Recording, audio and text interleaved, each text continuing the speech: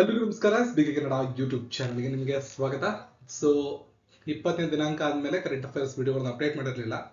6 ದಿನಗಳ ಕರೆಂಟ್ ಅಫೇರ್ಸ್ನ ಪ್ರಮುಖವಾದ ವಿಷಯಗಳನ್ನ ಈ ವಿಡಿಯೋದಲ್ಲಿ ಅಪ್ಡೇಟ್ ಮಾಡ್ತಾ ಇದ್ದೀನಿ. ಸೊ ಈ ವಿಡಿಯೋನ ಕೊನೆ ತನಕ ನೋಡಿ, ಮುಂಬರುವ ಸ್ಪರ್ಧಾತ್ಮಕ ಪರೀಕ್ಷೆಗೆ ತುಂಬಾ ಅನುಕೂಲ ಆಗುತ್ತೆ. ಇನ್ನು 12 ತಿಂಗಳ ಪ್ರಚಲಿತ ವಿದ್ಯಮಾನಗಳ PDF ಅನ್ನ 80 ರೂಪಾಯಿಗೆ ಸೇಲ್ ಮಾಡಲಾಗ್ತಾ ಇದೆ. ಫೆಬ್ರವರಿ 13ರವರೆಗೆ ಅವಕಾಶ ಇರುತ್ತೆ. ಸೊ ಡಿಸ್ಕ್ರಿಪ್ಷನ್ ಅಲ್ಲಿ ಚೆಕ್ ಮಾಡಿ, ಟೆಲಿಗ್ರಾಮ್ ಜಾಯ್ನ್ ಆಗ್ಬಿಟ್ಟು ಅಲ್ಲೂ ಕೂಡ ಡೌನ್ಲೋಡ್ ಮಾಡ್ಕೋಬಹುದು. ಹೆಚ್ಚಿನ ಮಾಹಿತಿಗೆ ಈ ಒಂದು ಸ್ಕ್ರೀನ್ ನೀವು ಪಾಸ್ ಮಾಡಿ ಓದ್ಕೋಬಹುದು. ಭಾರತದ ಮೊದಲ ಕೌಶಲ್ಯ ಭಾರತ ಕೇಂದ್ರವನ್ನ ಯಾವ ನಗರದಲ್ಲಿ ಉದ್ಘಾಟಿಸಲಾಗಿದೆ? ಪ್ರಶ್ನೆಗೆ ಸರಿಯಾದಂತ ಉತ್ತರ ಸಂಬಲ್ಪುರ. ಕೇಂದ್ರದ ಶಿಕ್ಷಣ ಮತ್ತು ಕೌಶಲ್ಯ ಅಭಿವೃದ್ಧಿ ಹಾಗೂ ವಾಣಿಜ್ಯೋದ್ಯಮ ಸಚಿವರಾದ ಶ್ರೀ ಧರ್ಮೇಂದ್ರ ಪ್ರಧಾನ್ ಅವರು ಒಡಿಸ್ಸಾದ ಸಂಬಲ್ಪುರದಲ್ಲಿ ದೇಶದ ಮೊದಲ ಕೌಶಲ್ಯ ಕೇಂದ್ರವನ್ನ ಉದ್ಘಾಟಿಸಿದ್ದಾರೆ. ಶ್ರೀ ಅತುಲ್ ಕುಮಾರ್ ತಿವಾರಿ, ಕಾರ್ಯದರ್ಶಿಗಳು, ಕೌಶಲ್ಯ ಅಭಿವೃದ್ಧಿ ಮತ್ತು ವಾಣಿಜ್ಯೋದ್ಯಮ ಸಚಿವಾಲಯ, ಇವರ ಉಪಸ್ಥಿತಿಯಲ್ಲಿ ಈ ಒಂದು ಕಾರ್ಯಕ್ರಮವನ್ನ ಉದ್ಘಾಟನೆ ಮಾಡಲಾಗಿದೆ. ಸೊ ಒಡಿಸ್ಸಾದಲ್ಲಿ ಸಂಬಲ್ಪುರ ಕಂಡು ಬರುತ್ತೆ. ಅಲ್ಲಿ ದೇಶದ ಮೊದಲ ಕೌಶಲ್ಯ ಭಾರತ ಕೇಂದ್ರವನ್ನ ಸ್ಥಾಪಿಸಲಾಗಿದೆ. ಬಹುರಾಷ್ಟ್ರೀಯ ಮಿಲಿಟರಿ ವ್ಯಾಯಾಮ ಪೀಸ್ ಪ್ರಯಾಸ್ 4-2024 ಯಾವ ದೇಶದಲ್ಲಿ ಆಯೋಜಿಸಲಾಗಿದೆ? ಸರಿಯಾದ ಉತ್ತರ ನೇಪಾಳ. ನೇಪಾಳುವಿನ ಕಠ್ಮಂಡು ಈ ಒಂದು ಸ್ಥಳದಲ್ಲಿ ಬಹುರಾಷ್ಟ್ರೀಯ ಮಿಲಿಟರಿ ವ್ಯಾಯಾಮ ಪೀಸ್ ಪ್ರಯಾಸ್ 4 ಆಯೋಜನೆ ಮಾಡೋದಕ್ಕೆ ಕೇಂದ್ರ ಬಿಂದುವಾಗಿ ಆಯ್ಕೆ ಮಾಡಿಕೊಳ್ಳಲಾಗಿದೆ. ಯುಎನ್ ಶಾಂತಿ ಪಾಲನಾ ಕಾರ್ಯಾಚರಣೆಗಳಲ್ಲಿ ಸಕ್ರಿಯವಾಗಿ ತೊಡಗಿಕೊಂಡಿರುವ 19 ದೇಶಗಳ ಮಿಲಿಟರಿ ಪ್ರತಿನಿಧಿಗಳನ್ನ ಆಕರ್ಷಿಸುವ ಒಂದು ಮಿಲಿಟರಿ ವ್ಯಾಯಾಮ ಇದಾಗಿರುತ್ತೆ.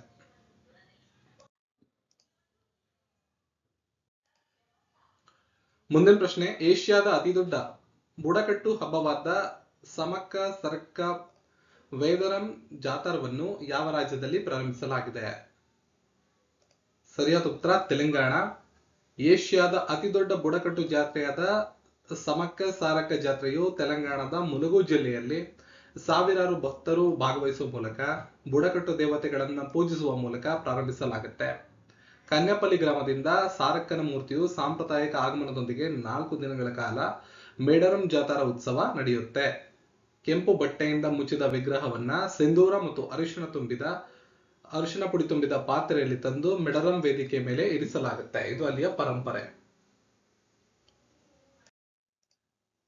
ಯಾವ ಭಾರತೀಯ ರಾಜತಾಂತ್ರಿಕ, ಬರಹಗಾರ ಮತ್ತು ರಾಜಕಾರಣಿಗೆ ಫ್ರಾನ್ಸ್ ಅತ್ಯುತ್ತಮ ನಾಗರಿಕ ಗೌರವವನ್ನ ನೀಡಿದೆ?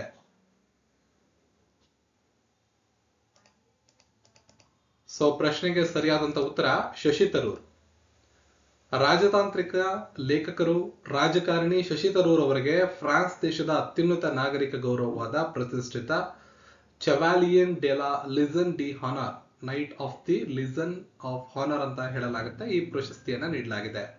ಜಾಗತಿಕ ತಿಳುವಳಿಕೆಯನ್ನ ಉತ್ತೇಜಿಸಲು ತರೂರ್ ಅವರು ಜೀವಮಾನದ ಸಮರ್ಪಣೆ ಮತ್ತು ಭಾರತ ಮತ್ತು ಪ್ರಪಂಚಾದ್ಯಂತ ಅವರ ಮಹತ್ವದ ಸೇವೆಯನ್ನ ಪರಿಗಣಿಸಿ ಈ ಗೌರವವನ್ನ ಫ್ರಾನ್ಸ್ ಸರ್ಕಾರ ನೀಡಿದೆ. ನವದೆಹಲಿಯ ಫ್ರೆಂಚ್ ರಾಯಭಾರ ಕಚೇರಿಯಲ್ಲಿ ಪ್ರಶಸ್ತಿ ಪ್ರದಾನ ಸಮಾರಂಭ ನಡೆದಿದ್ದು, ಫ್ರೆಂಚ್ನ ಸೆನೆಟ್ ಅಧ್ಯಕ್ಷ ಗೆರ್ನಾಟ್ ಲಾರ್ಚರ್ ಅವರು ಈ ಒಂದು ಪುರಸ್ಕಾರವನ್ನ ಕಾಂಗ್ರೆಸ್ ಸಂಸದರಾದ ಶಶಿ ತರೂರ್ ಅವರಿಗೆ ಪ್ರದಾನ ಮಾಡಿದ್ದಾರೆ. ಅಂತಾರಾಷ್ಟ್ರೀಯ ಸೌರ ಒಕ್ಕೂಟಕ್ಕೆ ಸೇರುವಂತಹ 119ನೇ ಸದಸ್ಯ ರಾಷ್ಟ್ರ ಯಾವುದು? ಪ್ರಶ್ನೆಗೆ ಸರಿಯಾದ ಉತ್ತರ ಮಾಲ್ಟಾ. ವಿದೇಶಾಂಗ ವ್ಯವಹಾರಗಳ ಸಚಿವಾಲಯದ ಪ್ರಕಾರ ಯುರೋಪಿಯನ್ ದೇಶ ಮಾಲ್ಟಾ ಅಂತಾರಾಷ್ಟ್ರೀಯ ಸೌರ ಒಕ್ಕೂಟಕ್ಕೆ ಸೇರುವ 119ನೇ ರಾಷ್ಟ್ರವಾಗಲಿದೆ. ಭಾರತವು ಮಾಲ್ಟಾವನ್ನು ISAಗೆ ಸೇರಿರೋದಕ್ಕೆ ಸ್ವಾಗತವನ್ನ ಬಯಸಿದೆ. ಮಾಲ್ಟಾ ಎಂಬುದು ಸಿಸಿಲಿಯಾ, ದಕ್ಷಿಣ ಮೆಡಿಟೇರಿಯನ್ ಸಮುದ್ರದಲ್ಲಿರತಕ್ಕಂಥ ಒಂದು ದ್ವೀಪ ರಾಜ್ಯ. ಸಿಸಿಲಿ ಅಂದ್ರೆ ಇಟಲಿ ಅಂತ. ಈ 3 ದ್ವೀಪಗಳನ್ನ ಒಳಗೊಂಡಿದ್ದು ಬೋಜೋ, ಮಾಲ್ಟಾ, ಕೊಮಿನೋ. ಮಾಲ್ಟಾ ಅತಿ ದೊಡ್ಡ ದ್ವೀಪ. 3 ದ್ವೀಪಗಳು ಒಟ್ಟಾರೆಯಾಗಿರ್ತವೆ. ಅದರಲ್ಲಿ ಇದು ಪ್ರಮುಖವಾದದ್ದು, ಅತಿ ದೊಡ್ಡ ದ್ವೀಪ. ಮೇ 2004ರಲ್ಲಿ ಈ ದೇಶ ಯುರೋಪಿಯನ್ ಒಕ್ಕೂಟದ ಸದಸ್ಯ ರಾಷ್ಟ್ರವಾಗಿ ಸೇರ್ಪಡೆಗೊಂಡಿತ್ತು. ಮುಂದಿನ ಪ್ರಶ್ನೆ ಈ ರೀತಿ ಇದೆ, ಜಾಗತಿಕವಾಗಿ ಸೈಬರ್ ಕ್ರೈಮ್ಗೆ ಹೆಚ್ಚು ಗುರಿಯಾಗಿರುವ ದೇಶವಾಗಿ ಭಾರತ ಯಾವ ಸ್ಥಾನದಲ್ಲಿದೆ? ಸರಿಯಾದ ಉತ್ತರ 80. 2023ರಲ್ಲಿ ಜಾಗತಿಕವಾಗಿ ಸೈಬರ್ ಅಪರಾಧಕ್ಕಾಗಿ ಭಾರತ 80ನೇ ಸ್ಥಾನವನ್ನ ಹೊಂದಿದೆ.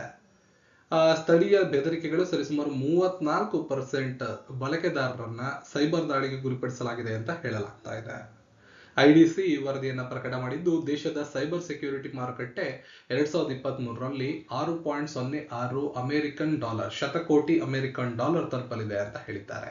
ಇದರಲ್ಲಿ ಬಾಹ್ಯ ಸೈಬರ್ ಬೆದರಿಕೆಗಳ ಮಟ್ಟ ಕೂಡ ಏರಿಕೆಯಾಗಿದೆ ಅನ್ನೋದನ್ನ ನಾವಿಲ್ಲಿ ಗಮನಿಸಬಹುದು. ಭಾರತದ ಅತಿ ದೊಡ್ಡ ಹಸಿರು ಹೈಡ್ರೋಜನ್ ಉತ್ಪಾದನಾ ಘಟಕವನ್ನ ಎಲ್ಲಿ ಸ್ಥಾಪಿಸಲಾಗುವುದು?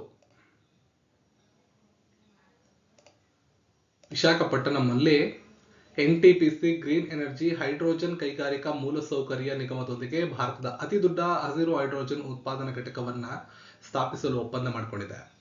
ಆಂಧ್ರಪ್ರದೇಶದ ವಿಶಾಖಪಟ್ಟಣಂನ ಅಚ್ಯುತ್ಯಪುರಂ ಮಂಡಲ ಪುಡಿಮಾಡಕದಲ್ಲಿ 1200 ಎಕರೆ ಜಾಗದಲ್ಲಿ ಈ ಸ್ಥಾವರ ನಿರ್ಮಾಣ ಆಗುತ್ತೆ. ಇದರ ಅಡಿಯಲ್ಲಿ ಪ್ರತಿದಿನ 1200 ಟನ್ ಹಸಿರು ಜಲಜನಕವನ್ನು ಉತ್ಪಾದಿಸುವ ಗುರಿಯನ್ನ ಹೊಂದಲಾಗಿದೆ. 4ನೇ ಖೇಲೋ ಇಂಡಿಯಾ ವಿಂಟರ್ ಗೇಮ್ಸ್ ಎಲ್ಲಿ ನಡೆಯುತ್ತದೆ? ಇಂಪಾರ್ಟೆಂಟ್ ಕ್ವೆಶ್ಚನ್ ಇದು. ಸರಿಯಾದ ಉತ್ತರ ಗುಲ್ಮರ್ಗ್. ಜಮ್ಮು ಕಾಶ್ಮೀರದ ಗುಲ್ಮರ್ಗ್ನಲ್ಲಿ ಮಂಗಳವಾರ ಖೇಲೋ ಇಂಡಿಯಾ ವಿಂಟರ್ ಗೇಮ್ಸ್ ನ 4ನೇ ಆವೃತ್ತಿಯನ್ನ ಆಯೋಜಿಸಲು ಸಿದ್ಧವಾಗಿದೆ. ಅಂದ್ರೆ ಮುಂದೆ ಬರುವಂತ ಮಂಗಳವಾರ.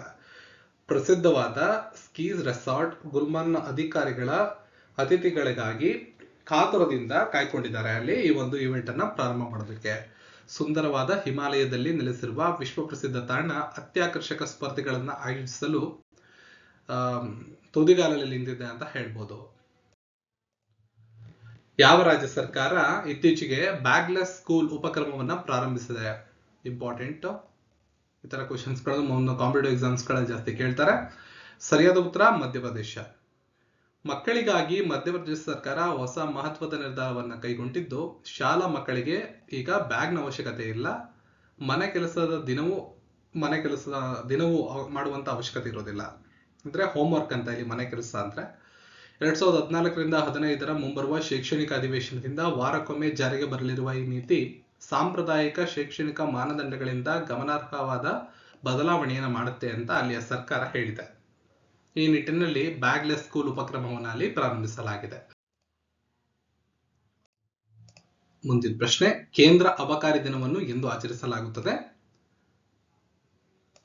ಸರಿಯಾದ ಉತ್ತರ 24 ಫೆಬ್ರವರಿ. ಕೇಂದ್ರೀಯ ಅಬಕಾರಿ ದಿನವನ್ನ ಫೆಬ್ರವರಿ 24ರಂದು ಆಚರಣೆ ಮಾಡಲಾಗುತ್ತೆ. ಕೇಂದ್ರೀಯ ಪರೋಕ್ಷ ತೆರಿಗೆಗಳು ಮತ್ತು ಕಸ್ಟಮ್ಸ್ ಮಂಡಳಿಯಿಂದ ದೇಶಾದ್ಯಂತ ಇದನ್ನು ಆಚರಣೆ ಮಾಡ್ತೀವಿ.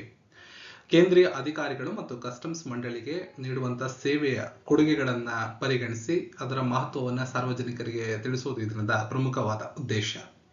ಈ ದಿನವನ್ನು ಆಚರಿಸುವ ಉದ್ದೇಶ ಏನು ಅನ್ನೋದು ನಿಮಗೆ ಗೊತ್ತಿರಬೇಕು. ಯಾವ ದಿನಾಂಕಂದು ಆಚರಿಸ್ತಾರೆ ಅಂತ ಗೊತ್ತಿರಬೇಕು, ಯಾರು ಆಚರಿಸ್ತಾರೆ ಅಂತ ಗೊತ್ತಿರಬೇಕು. ಇಷ್ಟು ವಿಷಯಗಳು ಸಾಕಾಗುತ್ತೆ. ಇದಿಷ್ಟು ಇಂದಿನ ಪ್ರಚಲಿತ ವಿದ್ಯಮಾನಗಳು. ಈ ಎಲ್ಲ ಮಾಹಿತಿಗಳು ಯೂಸ್ಫುಲ್ ಅನ್ಸಿದ್ರೆ ವಿಡಿಯೋನ ಲೈಕ್ ಮಾಡಿ, ಶೇರ್ ಮಾಡಿ, ಚಾನಲ್ನ ಸಬ್ಸ್ಕ್ರೈಬ್ ಮಾಡಿ. ಈ ವಿಡಿಯೋದ ಡಿಸ್ಕ್ರಿಪ್ಷನ್ ಅಲ್ಲಿ ನಮ್ಮ ಸೋಷಿಯಲ್ ಮೀಡಿಯಾ ಹ್ಯಾಂಡಲ್ಸ್ ಇದೆ. ಟೆಲಿಗ್ರಾಮು, ಇನ್ಸ್ಟಾಗ್ರಾಮು, ನಮ್ಮ ಯೂಟ್ಯೂಬ್ ಚಾನಲ್ನ ಸಬ್ಸ್ಕ್ರೈಬ್ ಮಾಡಿಕೊಂಡು ಟೆಲಿಗ್ರಾಮ್, ಇನ್ಸ್ಟಾಗ್ರಾಮ್ ಅಲ್ಲಿ ಫಾಲೋ ಮಾಡ್ಬೋದು. ಅಲ್ಲಿ ನಿಮಗೆ ಇನ್ನಷ್ಟು ಹೆಚ್ಚಿನ ಕಾಂಟೆಂಟ್ಗಳು ಸಿಗ್ತಾ ಹೋಗ್ತವೆ. ಸಿಗೋಣ ಮತ್ತೊಂದು ವಿಡಿಯೋ. ಎಲ್ಲರಿಗೂ ಧನ್ಯವಾದಗಳು.